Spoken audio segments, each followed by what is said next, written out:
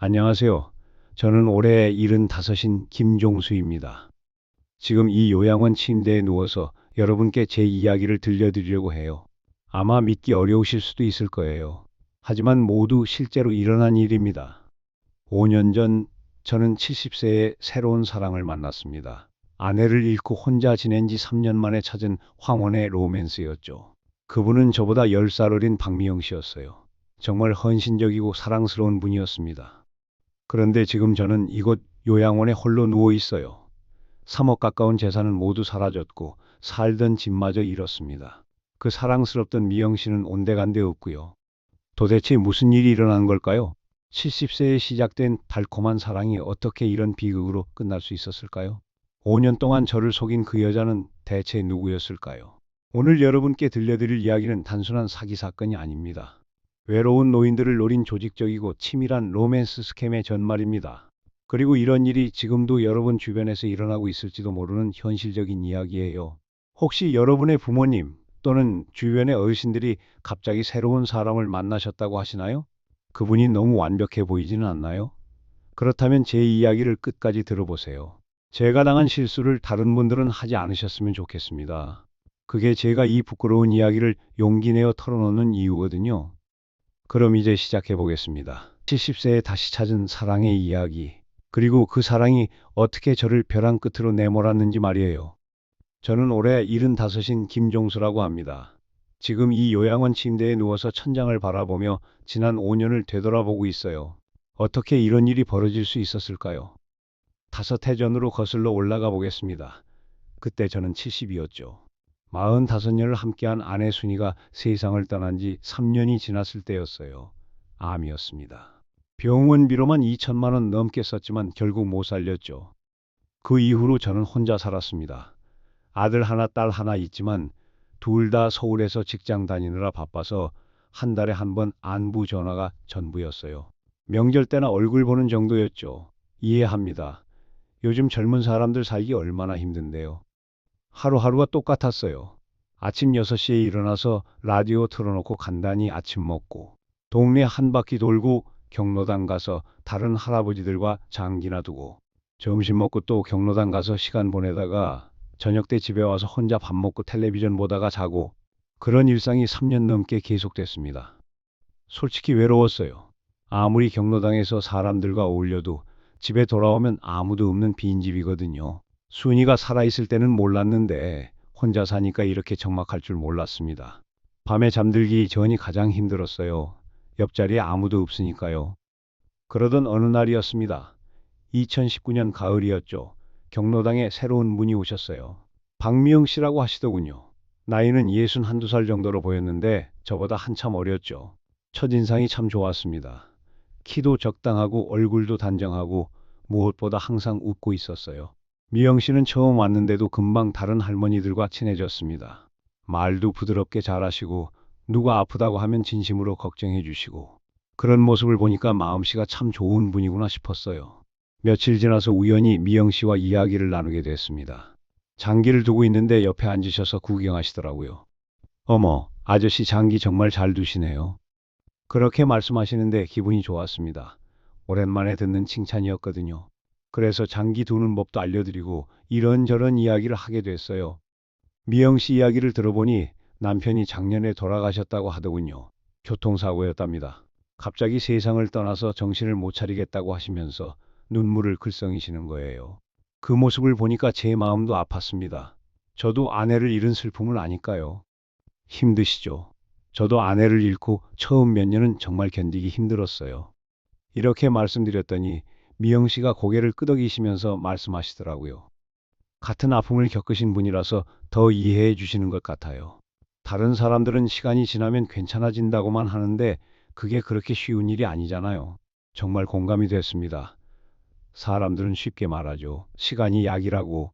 하지만 매일매일 혼자 지내는 외로움을 모르거든요. 그날 이후로 미영 씨와 자주 이야기를 나누게 됐어요. 경로당에서 만나면 서로 인사하고 가끔 같이 앉아서 차도 마시고. 미영 씨는 정말 세심했습니다. 제가 감기 기운이 있다고 하면 다음날 감기약을 사다 주시고 혈압이 높다고 하면 혈압에 좋다는 차를 끓여서 보온병에 담아 가져오시고 특히 기억에 남는 일이 있어요. 제가 허리가 아프다고 했더니 미영 씨가 침수를 좀 안다면서 지압을 해 주시겠다고 하시는 거예요. 처음엔 사양했지만 워낙 아파서 부탁드렸죠. 정말 신기하게도 미영 씨가 지압을 해 주시니까 허리 아픈 게 많이 나아졌어요. 아저씨 혼자 계시니까 이런 거 챙겨드릴 분이 없어서 안타까워요. 이런 말씀도 하시더라고요. 그 말을 들으니까 가슴이 뭉클했습니다. 가족도 아닌데 이렇게 챙겨주시다니. 겨울이 되면서 미영 씨와 더 가까워졌습니다. 경로당에서 만나는 것도 좋지만 가끔 따로 만나서 차를 마시기도 했어요. 동네 찻집에서 만나면 미영 씨는 항상 제 이야기를 잘 들어주셨습니다. 젊었을 때 이야기, 아내와의 추억, 자식들 이야기. 제가 하는 말에 진심으로 공감해 주시고 때로는 눈물까지 흘리면서 들어주시더라고요. 오랫동안 이런 이야기를 들어줄 사람이 없었는데 미영 씨는 다 받아주셨어요. 미영 씨도 자신의 이야기를 많이 해주셨습니다. 남편과 어떻게 만났는지, 결혼 생활이 어땠는지, 남편을 떠나보내고 얼마나 힘들었는지 들어보니 저와 비슷한 상황이더라고요. 자식도 없고 형제들과도 멀어져서 혼자 지내고 계셨어요. 우리 참 처지가 비슷해요. 둘 다 혼자 남겨져서. 이렇게 말씀하시는데 저도 그런 생각이 들었어요. 나이도 비슷하고 상황도 비슷하고 뭔가 운명 같다는 생각도 들었죠. 봄이 오면서 미영 씨와의 관계가 더 깊어졌습니다. 거의 매일 만났어요. 아침에 산책도 같이 하고 시장도 같이 가고 미영 씨는 정말 살림을 잘 하셨어요. 시장에서 물건 고르는 것도 꼼꼼히 보시고 가격 협상도 잘 하시고 어느 날은 미영 씨가 제 집에 와서 청소를 해주셨어요. 혼자 사니까 집안이 좀 지저분했거든요. 미영 씨가 오셔서 구석구석 깨끗하게 청소해 주시고 빨래도 해주시고 그 모습을 보니까 정말 고마웠습니다. 아저씨, 혼자 사시니까 이런 것도 힘드시죠? 제가 가끔 와서 도와드릴게요. 그렇게 말씀하시는 미영 씨를 보니까 이런 분이 옆에 있으면 얼마나 좋을까 하는 생각이 들었어요. 그 즈음부터 미영 씨에 대한 마음이 단순한 친구 이상으로 변하기 시작했습니다. 여름이 되자 둘의 관계는 연인 같아졌어요. 손을 잡고 다니기도 하고 미영 씨는 제 팔짱을 끼고 걷기도 했죠. 동네 사람들이 보고 수군거리는 소리도 들렸지만 신경 쓰지 않았어요. 이 나이에 무슨 연애냐 하는 말도 들렸지만 저는 상관없었습니다. 미영 씨와 함께 있으면 행복했거든요. 3년 넘게 느끼지 못했던 행복을 다시 느끼고 있었어요. 미영 씨도 저를 좋아한다고 말씀해 주셨습니다. 아저씨가 있어서 제가 다시 살 수 있는 것 같아요. 혼자 있을 때는 정말 죽고 싶은 마음뿐이었는데 아저씨를 만나고 나서 다시 희망이 생겼어요. 이런 말을 들으니까 제 마음도 뜨거워졌습니다. 이 나이에도 사랑할 수 있고 사랑받을 수 있구나 싶었어요. 그해 가을, 저는 미영 씨에게 결혼을 제안했습니다. 미영 씨, 우리 결혼해요. 이 나이에 무슨 결혼이냐고 할 사람들도 있겠지만 저는 미영 씨와 남은 인생을 함께하고 싶어요. 미영 씨는 처음에 놀라셨지만 곧 눈물을 흘리시면서 고개를 끄덕이셨어요. 저도 같은 마음이에요.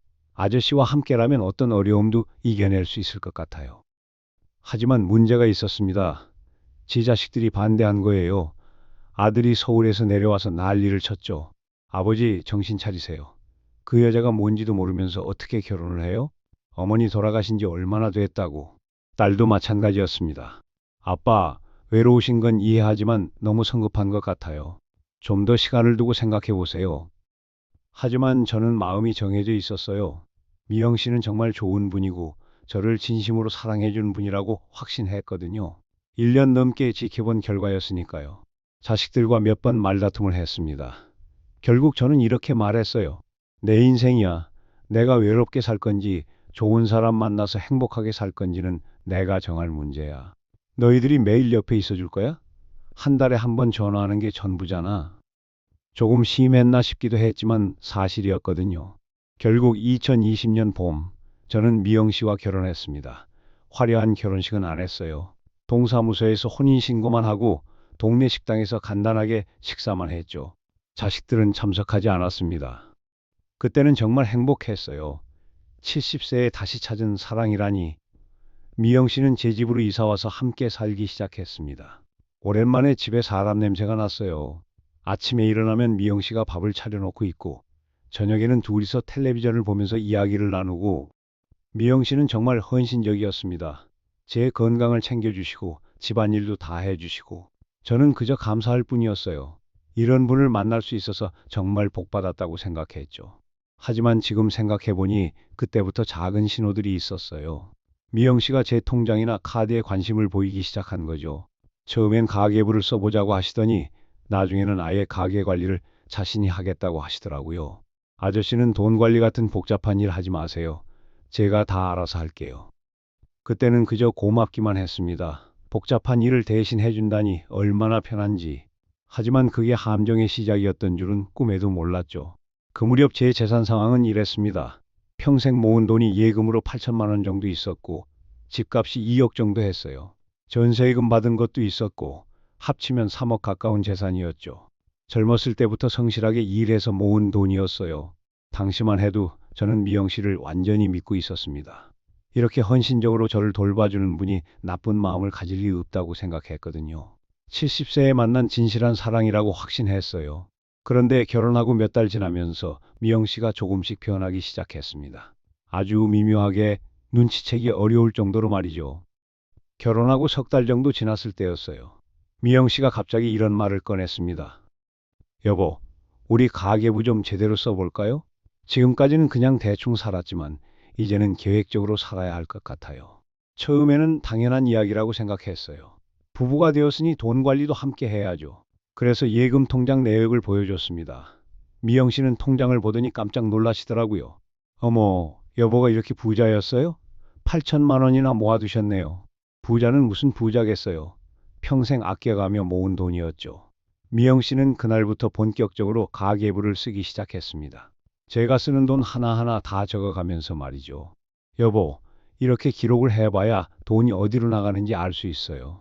노후 준비도 해야 하고요. 일리가 있는 말이었어요. 저는 지금까지 돈 관리를 대충대충 해왔거든요. 필요한 거 있으면 그때그때 쓰고 미영 씨처럼 체계적으로 관리해 본 적이 없었죠. 한 달 정도 지나니까 미영 씨가 또 다른 제안을 했습니다. 여보, 은행 업무 보러 갈 때마다 불편하시죠? 제가 대신 해드릴까요? 저는 시간도 많고 은행 일도 익숙해요. 확실히 불편하긴 했어요. 나이가 들어서 그런지 은행 가는 게 번거롭더라고요. 번호표 뽑고 기다리고 복잡한 서류 작성하고 미영 씨가 대신 해준다니까 고마웠죠. 그래서 미영 씨에게 통장과 도장을 맡겼습니다. 처음에는 간단한 입출금만 부탁했어요. 공과금 내고 생활비 찾고 그런 정도였죠. 미영 씨는 정말 꼼꼼했습니다. 은행에 다녀와서는 항상 영수증을 보여주면서 설명해 주시더라고요. 오늘 전기요금 10만 원 냈고요. 생활비로 50만 원 찾았어요. 여기 영수증이에요. 이렇게 투명하게 해주시니까 더 믿음이 갔어요. 나쁜 마음이 있었다면 이렇게 자세히 알려줄 리가 없잖아요. 그런데 몇 주 지나서 미영 씨가 걱정스러운 표정으로 말하시더라고요. 여보, 요즘 사기 사건이 너무 많아서 걱정이에요. 우리 같은 노인들이 특히 표적이 된다고 하더라고요. 혹시 모르니까 통장 비밀번호도 바꾸는 게 어떨까요? 그러고 보니 뉴스에서 보이스피싱 사건을 자주 봤어요. 노인들이 당하는 사기 사건들 말이죠. 미영 씨 말이 맞다고 생각해서 비밀번호를 바꿨습니다. 새 비밀번호는 미영 씨가 정했어요. 제가 기억하기 쉬운 걸로 할게요. 여보는 숫자 기억하기 어려우시잖아요. 맞는 말이었어요. 나이가 들어서 그런지 숫자 기억하기가 예전만 못했거든요. 미영 씨가 대신 기억해 준다니까 편했죠. 그 즈음부터 미영 씨의 태도가 조금씩 바뀌기 시작했어요. 아주 미묘하게요. 전처럼 상냥하긴 했지만 뭔가 계산적인 면이 보이기 시작했습니다. 예를 들어 제가 자식들과 연락하려고 하면 은근히 말리시더라고요. 여보, 자식들한테 연락하면 뭐해요? 어차피 결혼 반대했던 애들인데 괜히 기분만 상할 텐데요. 또는 이런 식으로 말씀하시기도 했어요. 자식들이 진짜 아버지 걱정이었다면 결혼식에라도 왔어야죠. 저는 이해할 수 없어요. 처음에는 미영 씨가 저를 위해서 하는 말인 줄 알았어요. 자식들 때문에 제가 상처받는 걸 보기 싫어서 그런 거라고 생각했죠. 그런데 지금 생각해 보니 미영 씨는 의도적으로 저를 가족들과 멀어지게 만들고 있었던 것 같아요. 외부와의 연결고리를 하나씩 끊어가면서 저를 고립시키고 있었던 거죠. 결혼한 지 6개월이 지나면서 미영 씨는 더 큰 제안을 했습니다. 여보, 집 관리도 제가 해볼까요? 전세 계약 같은 것도 복잡하잖아요. 저는 부동산 일도 좀 해봤거든요. 그때 우리 집 2층을 전세로 주고 있었어요. 전세금이 8천만 원이었죠. 2년마다 계약을 갱신해야 하는데 확실히 복잡했어요. 임대차 계약서도 복잡하고 법적인 문제들도 있고 미영 씨가 부동산 일을 해봤다고 하니까 맡겨도 될 것 같았어요. 실제로 미영 씨는 부동산 용어도 잘 아시고 계약서도 꼼꼼히 살펴보시더라고요. 여보, 이 조항은 우리에게 불리해요. 이렇게 바꿔야 해요. 이런 식으로 조언도 해주시고 정말 전문가 같았어요. 그래서 전세 계약 갱신을 미영 씨가 담당하게 됐습니다. 미영 씨는 세입자와 협상도 잘 하셨어요. 전세금을 500만 원 올려서 8,500만 원으로 받았거든요. 여보, 제가 잘 협상해서 500만 원 더 받았어요. 어때요? 정말 고마웠죠. 저 혼자였다면 그대로 8천만 원에 계약했을 텐데 미영 씨 덕분에 돈을 더 받았으니까요. 그때부터 미영 씨에 대한 신뢰가 더 깊어졌어요. 돈 관리도 잘하고 부동산 일도 잘하고 이런 능력 있는 분이 제 아내라니 정말 운이 좋다고 생각했습니다. 하지만 그게 함정의 시작이었다는 걸 나중에야 알았죠. 결혼 1년이 지나면서 미영 씨는 더 대담한 제안을 했습니다. 여보, 우리 집을 제 명의로 바꾸는 게 어떨까요? 갑작스러운 제안이라 깜짝 놀랐어요. 왜 갑자기 그런 생각을 해요? 여보, 나이가 많으시잖아요. 혹시 무슨 일이 생기면 상속 문제로 복잡해질 수 있어요. 자식들이 집을 팔아버릴 수도 있고요. 그런데 제 명의로 해두면 제가 평생 여기서 살 수 있잖아요. 일리가 있는 말이었어요. 실제로 저보다 미영 씨가 10살이나 어렸거든요. 제가 먼저 세상을 떠날 가능성이 높죠. 그때 자식들이 집을 팔아버리면 미영 씨는 갈 곳이 없어져요. 그리고 여보, 부부잖아요. 누구 명의든 상관없는 거 아니에요? 어차피 우리 둘이 함께 살 집인데 미영 씨 말이 맞다고 생각했어요. 부부 사이에 내 거, 네 거가 어디 있겠어요. 더군다나 미영 씨는 지금까지 저를 정말 잘 돌봐줬거든요. 그래서 집을 미영 씨 명의로 바꿔주기로 했습니다. 미영 씨가 모든 절차를 담당했어요. 법무사도 미영 씨가 아는 분으로 정하고 서류 작업도 다 해주시고 여보는 복잡한 거 신경 쓰지 마시고 그냥 도장만 찍으시면 돼요. 정말 간단했어요. 몇 번 도장 찍는 것만으로 2억짜리 집이 미영 씨 명의로 넘어갔죠. 그때도 별로 개의치 않았어요. 어차피 미영 씨와 함께 살 집인데 누구 명의든 상관없다고 생각했거든요. 하지만 집 명의 이전이 끝나고 나서 미영 씨의 태도가 또 조금 바뀌었어요. 전보다 좀 더 당당해진 느낌이랄까요? 이제 이 집은 제 집이니까 인테리어도 제 마음대로 해볼게요. 이런 식으로 말하시기도 하고, 물론 나쁜 의미는 아니었겠지만 뭔가 이상한 느낌이 들었어요. 그리고 며칠 후에는 더 놀라운 제안을 하셨습니다. 여보, 예금도 제 명의로 옮기는 게 어떨까요? 세금 문제도 있고요. 세금 문제요?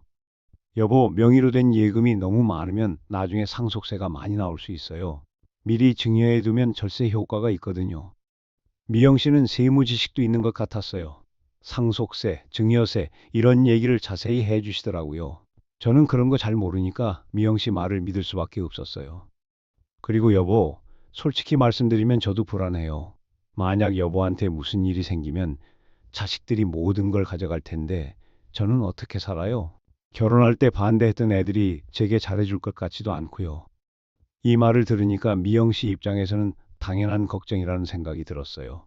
실제로 제 자식들은 미영 씨를 못마땅하게 생각하고 있었거든요. 알겠어요. 그렇게 해요. 그래서 8천만 원의 예금도 모두 미영 씨 명의로 옮겼습니다. 이것도 미영 씨가 모든 절차를 담당했어요. 여보, 복잡한 서류 작업은 제가 다 할게요. 여보는 건강 관리나 하세요. 미영 씨는 정말 능력이 있었어요. 은행 업무든 법무사 일이든 다 척척 해내시더라고요. 저 같은 촌사람은 상대도 안 되겠다 싶었죠.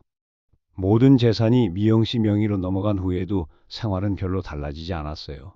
미영 씨는 여전히 저를 잘 돌봐주셨고 집안일도 다 해주셨고 오히려 전보다 더 다정해지신 것 같기도 했어요. 여보, 이제 우리 진짜 한 몸이 됐네요. 모든 걸 함께 나누잖아요. 이렇게 말씀하시는 미영 씨를 보니까 정말 저를 사랑하는구나 싶었어요. 재산 때문에 결혼한 게 아니라 진심으로 저를 좋아해서 함께 하는구나 하고. 하지만 결혼 2년 차가 되면서 조금씩 이상한 징후들이 나타나기 시작했어요. 먼저 미영 씨가 외출을 자주 하기 시작했습니다. 전에는 거의 하루 종일 저와 함께 있었는데 갑자기 용무가 많다면서 자주 나가시더라고요. 여보, 잠깐 동사무소 다녀올게요. 은행 업무 보고 올게요. 친구 만나고 올게요. 이런 식으로 외출하시는데 몇 시간씩 들어오지 않으실 때가 많았어요. 혼자 있는 시간이 다시 늘어났죠. 그리고 미영 씨가 돈을 쓰는 패턴도 바뀌었어요. 전에는 정말 알뜰하게 쓰셨는데 갑자기 비싼 옷을 사온다든지 화장품을 많이 산다든지 여보, 이제 우리 형편이 좀 나아졌으니까 저도 예쁘게 꾸밀게요. 뭐라고 할 수는 없었어요. 어차피 우리 돈이니까. 하지만 뭔가 달라진 느낌이 들었죠. 더 이상한 건 미영 씨가 갑자기 투자 이야기를 꺼내기 시작한 거였어요. 여보, 요즘 부동산 값이 많이 올랐대요. 우리 집도 한 3억은 될 것 같은데 이걸 팔아서 더 큰 투자를 해볼까요? 무슨 투자요? 아파트 같은 걸 사서 임대업을 한다든지 아니면 상가를 산다든지. 그러면 월 임대료도 받고 시세 차익도 생기잖아요. 미영 씨는 갑자기 투자 전문가가 된 것처럼 이런저런 투자 방법을 말씀하시더라고요. 하지만 저는 평생 안전하게 살아왔는 사람이라 그런 위험한 투자는 하고 싶지 않았어요. 우리 나이에 무슨 투자예요? 그냥 안전하게 살아요. 그러면 미영 씨는 약간 아쉬워하는 표정을 지으셨어요. 여보는 너무 보수적이에요. 기회가 와도 못 잡아요. 이런 말씀을 하시기도 하고, 그리고 결혼 3년 차가 되면서 가장 이상했던 건 미영 씨가 갑자기 다른 남자 이야기를 하기 시작한 거였어요. 여보, 오늘 은행에서 만난 분이 있는데 나이는 좀 많지만 정말 신사적이시더라고요. 경로당에 새로운 할아버지가 있는데 젊었을 때 사업을 크게 하셨다네요. 이런 식으로 다른 남자들 이야기를 자꾸 하시는 거예요. 처음에는 단순한 잡담인 줄 알았는데 자주 반복되니까 기분이 좋지 않았어요. 미영 씨, 왜 자꾸 다른 남자 얘기를 해요? 어머, 그냥 동네 소식 말하는 건데 왜 그래요? 질투하시는 거예요? 이렇게 되받아치시더라고요. 저는 뭐라고 대답해야 할지 몰랐어요. 그런 와중에 결정적인 사건이 일어났습니다. 어느 날 미영 씨가 급하게 외출한다면서 나가셨는데 핸드폰을 두고 가신 거예요. 그 핸드폰에 문자가 와서 확인해 봤더니 충격적인 내용이었어요. 언니, 다음 타겟은 정했어요? 이번엔 더 돈 많은 할아버지로 찾아봐요. 처음에는 무슨 뜻인지 몰랐어요. 하지만 다른 문자들을 보니까 점점 상황이 이해가 되기 시작했습니다. 미영 씨가 저만 만나고 있는 게 아니라는 걸 알게 됐죠. 그날 밤 미영 씨가 돌아와서 핸드폰을 찾으시더라고요. 제가 핸드폰을 두고 갔네요. 저는 아무 말 하지 않았어요.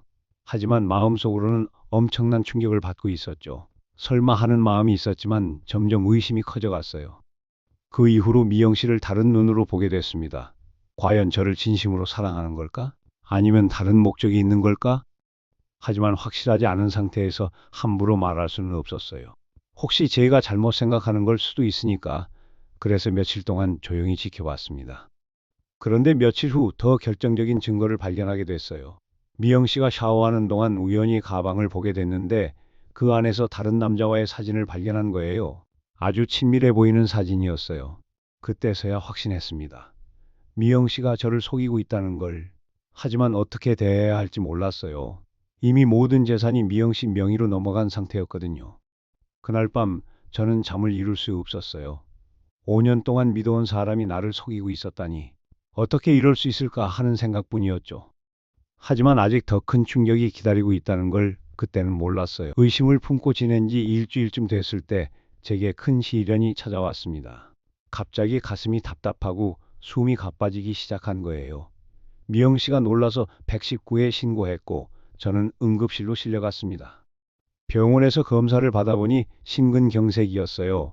다행히 초기라서 큰 수술은 필요 없었지만 한 달 정도 입원해야 한다고 하더라고요.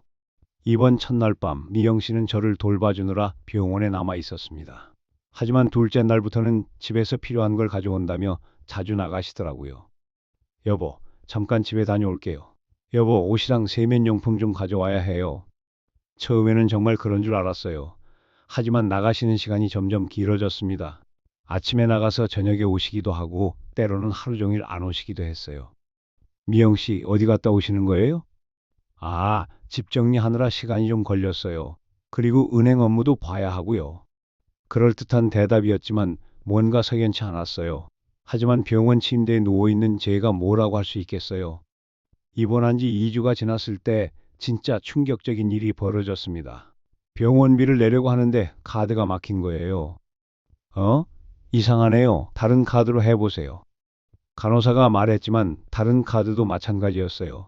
한두 초과라고 나오더라고요. 미영 씨, 카드가 안 되네요. 무슨 일이죠? 미영 씨는 당황한 기색을 보이시더니 이렇게 말씀하셨어요. 어머, 그러네요. 제가 은행에 가서 확인해 볼게요. 아마 시스템 오류일 거예요. 그날 저녁 미영 씨가 심각한 표정으로 돌아왔습니다. 여보, 큰일 났어요. 계좌에서 돈이 많이 빠져나갔더라고요. 사기를 당한 것 같아요. 사기요? 어떻게요? 보이스피싱 같은 걸 당한 것 같아요. 제가 잠깐 방심한 사이에 정말 죄송해요. 미영 씨는 눈물까지 흘리시면서 사과하시더라고요. 하지만 뭔가 이상했어요. 보이스피싱을 당했다면 왜 지금까지 모르고 있었을까요? 얼마나 빠져나갔는데요? 거의 다요. 2천만 원 정도만 남았어요. 8천만 원 중에 2천만 원만 남았다는 얘기였어요. 6천만 원이 사라진 거죠. 머리가 하얘졌습니다. 어떻게 그럴 수가 있어요? 은행에서 연락도 안 왔어요? 저도 모르겠어요. 경찰서에 신고하러 가야겠어요. 그날 밤 저는 잠을 한 잠도 못 잤어요. 평생 모은 돈이 사라졌다는 사실을 받아들일 수가 없었거든요. 그런데 이상한 건 미영 씨가 생각보다 태연해 보인다는 거였어요. 다음 날 아침 미영 씨가 경찰서에 다녀왔다며 돌아왔습니다. 신고는 했는데 이미 돈이 해외로 빠져나가서 찾기 어렵다고 하더라고요. 그럼 우리 어떻게 살아요? 일단 집이 있으니까 괜찮아요. 그리고 전세 보증금도 있잖아요. 미영 씨는 의외로 침착했어요. 6천만 원이 사라졌는데도 별로 동요하지 않는 모습이었죠. 그때부터 더 의심이 들기 시작했어요. 병원에서 퇴원한 후 저는 직접 은행에 가봤습니다. 미영 씨 몰래요. 제가 병원에 있는 동안 무슨 일이 있었는지 확인해 보고 싶었거든요. 은행 직원과 상담을 해보니 충격적인 사실을 알게 됐어요. 고객님, 보이스피싱이 아니에요. 정상적인 인출 내역이에요. 모두 창구에서 직접 찾아가신 기록이 있어요. 누가 찾아갔는데요? 계좌 명의자인 박미영 고객님이 찾아가셨어요. 그 순간 머리를 망치로 얻어맞은 것 같았어요. 보이스피싱이 아니라 미영 씨가 직접 찾아간 거였던 거예요. 언제부터 찾아갔나요? 한 달 전부터 조금씩 찾아가시기 시작하셔서 지난주에 큰 금액을 인출하셨네요. 한 달 전이면 제가 병원에 입원하기 직전이었어요. 그리고 지난주에 큰 금액을 인출했다는 건 제가 입원해 있는 동안이었죠. 집에 돌아와서 미영 씨를 추궁했습니다. 미영 씨, 은행에 다녀왔어요. 보이스피싱이 아니라 당신이 직접 찾아간 거 맞죠? 미영 씨는 순간 당황하는 표정을 보이더니 곧 화를 내기 시작했어요. 여보가 저를 의심하는 거예요? 제가 왜 그런 짓을 하겠어요? 그럼 설명해 보세요. 왜 거짓말을 했어요? 저는 거짓말 안 했어요. 정말로 사기를 당한 줄 알았다고요. 하지만 미영 씨의 말에는 설득력이 없었어요. 더 추궁하자 결국 진실을 털어놓기 시작했습니다. 알겠어요. 사실은 급한 일이 있어서 돈을 좀 썼어요. 급한 일이요? 제 동생이 사업 자금이 필요하다고 해서 일시적으로 빌려준 거예요. 곧 갚을 거라고 했어요. 새로운 거짓말이었어요.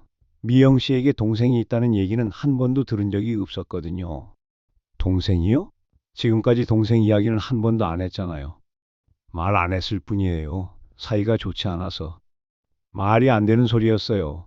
사이가 좋지 않은 동생에게 6천만 원을 빌려준다고요?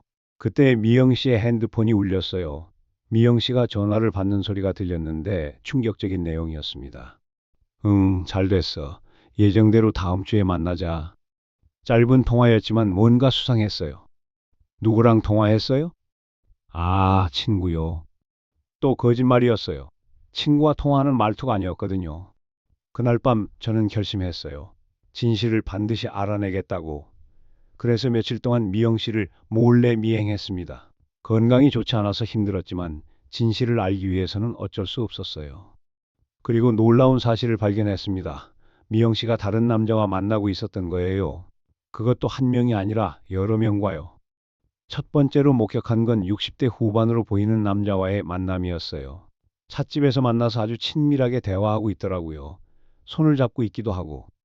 며칠 후에는 또 다른 남자와 만나는 걸 봤어요. 이번에는 70대 초반으로 보이는 분이었죠. 레스토랑에서 식사를 하면서 뭔가 진지하게 이야기하고 있었어요. 그제서야 깨달았습니다. 미영 씨가 저뿐만 아니라 다른 노인 남성들도 만나고 있다는 걸. 그리고 그 문자 메시지의 의미도 이해가 됐어요. 다음 타겟이라는 말의 뜻을 알겠더라고요. 하지만 진짜 충격은 따로 있었습니다. 일주일 후 미영 씨가 어디론가 나간 사이에 집을 뒤져봤어요. 뭔가 증거를 찾을 수 있을까 해서요. 그런데 미영 씨 옷장에서 믿을 수 없는 걸 발견했습니다. 다른 신분증이 있는 거예요. 이름도 다르고 생년월일도 다르고 박미영이 아니라 이정숙이라는 이름이었어요. 더 충격적인 건 혼인신고증이었어요. 이정숙 명의로 된 혼인신고증이 있는데 남편 이름이 저와 다른 사람이었어요. 그것도 혼인 날짜가 저와 결혼하기 전이었습니다. 즉 미영 씨는 이미 결혼한 상태에서 저와 중혼을 한 거였어요. 그것도 가짜 신분으로요. 손이 떨렸습니다. 이게 무슨 일인지 이해할 수가 없었어요. 그런데 서류를 더 뒤져보니 더욱 놀라운 것들이 나왔어요. 다른 노인들의 사진과 개인정보가 적힌 메모들이 있는 거예요. 나이, 재산 규모, 가족관계 등이 자세히 적혀 있었죠. 마치 조사 보고서 같았어요. 그 중에 제 정보도 있었습니다. 김종수, 예금 8천만 원, 부동산 2억, 자식들과 사이 나쁨, 외로움 많이 타는 성격, 쉽게 속을 것 같음. 이런 식으로 적혀 있는 거예요. 저를 사랑해서 결혼한 게 아니라 처음부터 계획된 사기였던 거죠. 그 순간 지난 5년이 모두 거짓말이었다는 걸 깨달았어요. 미영 씨의 따뜻한 말들, 헌신적인 돌봄, 사랑한다는 고백들이 모두 연기였던 거예요. 그때 현관문 소리가 들렸어요. 미영 씨가 돌아온 거죠. 급하게 서류들을 원래 자리에 넣어두고 거실로 나갔어요. 여보, 뭐 하고 계셨어요? 텔레비전 보고 있었어요. 미영 씨는 평소처럼 웃으면서 인사했지만 저에게는 그 웃음이 악마의 웃음처럼 보였어요. 그날 저녁 저는 미영 씨와 마주 앉아 진실을 털어놓으라고 했어요. 미영 씨, 아니 이정숙 씨, 이제 그만해요. 다 알고 있어요. 미영 씨의 얼굴이 순간 굳어졌어요. 뭘 안다는 거예요? 당신이 누군지 뭘 하고 있는지 다 알아요. 가짜 신분증도 받고 다른 할아버지들 정보도 봤어요. 그제서야 미영 씨가 가면을 벗었습니다. 언제부터 알았어요? 확실하게 안 건 오늘이에요. 하지만 의심은 한참 전부터 했어요. 미영 씨는 한숨을 쉬더니 전혀 다른 사람이 된 것처럼 말했어요. 그래요. 인정해요. 저는 당신을 사랑한 적이 없어요. 처음부터 돈이 목적이었어요. 차가운 목소리였어요. 지금까지 들어본 미영 씨의 목소리와는 완전히 달랐죠. 그럼 지금까지 모든 게 거짓말이었다는 거군요. 거짓말이라기보다는 연기였죠. 직업이라고 해야겠네요. 직업이요? 노인들을 상대로 하는 일이에요. 혼자 사는 노인들은 외롭거든요. 그 외로움을 이용하는 거죠. 미영 씨는 아무렇지도 않게 말했어요. 마치 날씨 이야기하듯이 말이죠. 저 말고 다른 사람들도 있어요? 물론이죠. 우리는 팀으로 일해요. 각자 맡은 역할이 있고요. 팀이요? 네. 저는 직접 접촉하는 역할이고 다른 사람들은 뒤에서 서류 작업이나 돈 세탁을 담당해요. 충격이었어요. 조직적으로 이런 일을 하고 있었다는 거였거든요. 그럼 제 돈은 어디로 갔어요? 이미 다 써버렸어요. 다음 타겟을 위한 투자비로 쓰기도 하고 생활비로 쓰기도 하고 돌려받을 수 없어요? 불가능해요. 이미 여러 경로로 분산시켜 놓았거든요. 미영 씨는 전혀 미안해하지 않았어요. 오히려 당당했죠. 당신도 5년 동안 행복했잖아요. 그걸로 만족하세요. 행복이요? 거짓말로 만든 행복이 무슨 의미가 있어요? 거짓말이라도 그 순간은 행복했잖아요. 외롭지 않았고 누군가 챙겨주는 사람이 있었고. 말이 안 되는 논리였어요. 하지만 미영 씨는 정말로 그렇게 생각하는 것 같았어요. 그날 밤 미영 씨는 집을 나갔어요. 더 이상 여기 있을 이유가 없네요. 집도 제 명이니까 팔아서 정리할게요. 마지막까지 차가웠어요. 5년 동안 부부로 산 사이라고는 믿을 수 없을 정도로요. 그렇게 미영 씨는 사라졌어요. 그리고 일주일 후 집에 부동산 중개업자가 왔어요.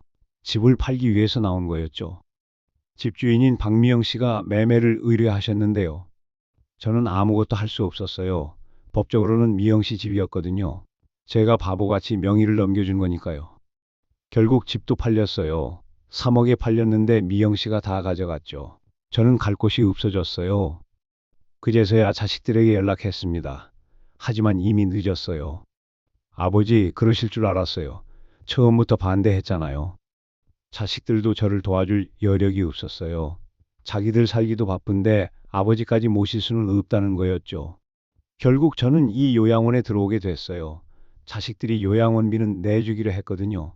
최소한의 도리는 해야 한다면서요. 지금 생각해보니 5년 동안 완벽하게 속았던 거예요. 사랑받고 있다고 믿었는데 사실은 사기를 당하고 있었던 거죠. 3억 가까운 재산을 모두 잃고 집까지 빼앗기고 가족과의 관계도 망가뜨리고. 그런데 가장 아픈 건 돈을 잃은 게 아니에요. 사랑이라고 믿었던 것들이 모두 거짓말이었다는 사실이에요.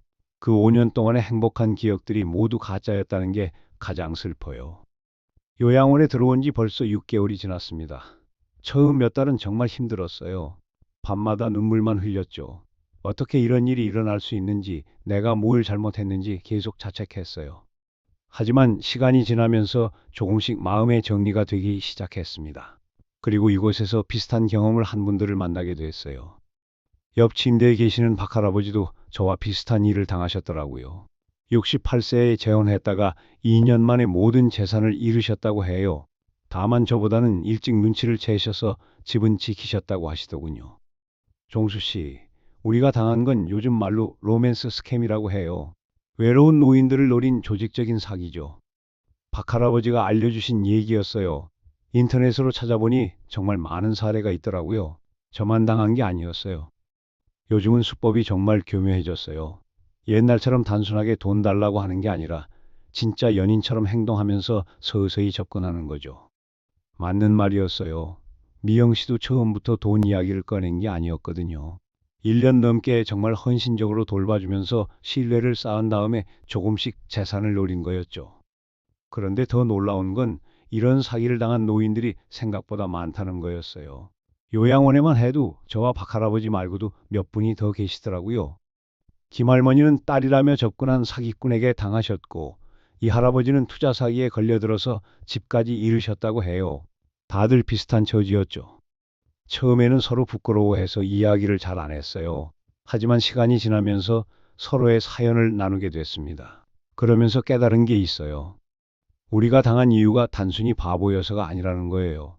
사기꾼들이 우리의 외로움과 선량함을 교묘하게 이용한 거였죠. 우리는 잘못한 게 없어요. 사랑하고 싶어 하고 사랑받고 싶어 한 게 잘못된 건 아니잖아요.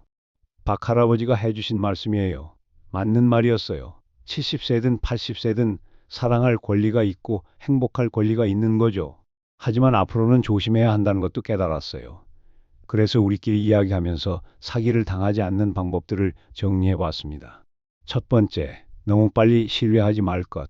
미영 씨를 생각해 보니 처음부터 너무 완벽했어요. 제가 원하는 모든 걸 다 해주고 제 마음을 너무 잘 읽어주고 지금 생각해 보면 부자연스러웠는데 그때는 감사하기만 했죠. 진짜 사랑하는 사람이라면 완벽할 수 없어요. 때로는 다투기도 하고 의견이 안 맞을 때도 있어야 자연스러운 거죠. 하지만 미영 씨는 5년 동안 저와 한 번도 제대로 싸운 적이 없었어요. 두 번째, 돈 관리를 남에게 맡기지 말 것. 아무리 가까운 사이라도, 아무리 믿는 사람이라도 재산 관리는 직접 해야 해요.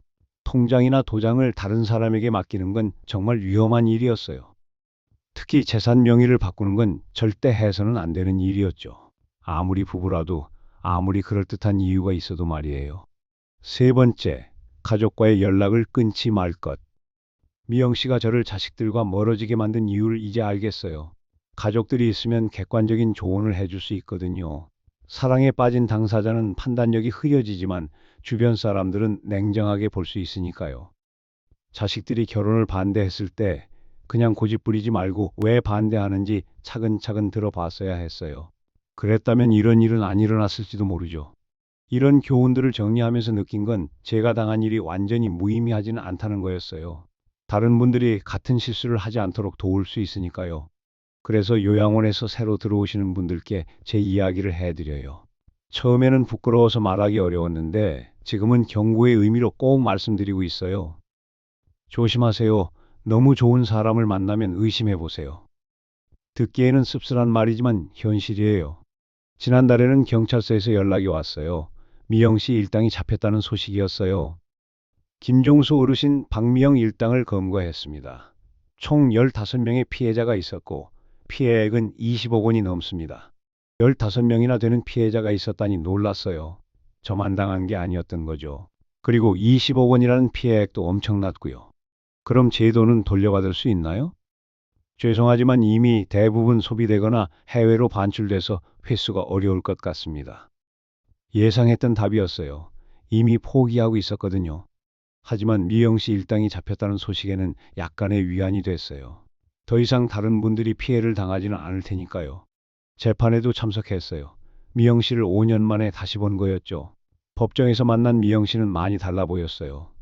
예전처럼 단정하지도 않았고 표정도 어두웠고요. 미영 씨는 징역 5년을 받았어요. 다른 조직원들도 각각 3년에서 7년 사이에 형을 받았고요. 생각보다 가벼운 형이라고 생각했지만 그래도 처벌은 받았으니 다행이었어요.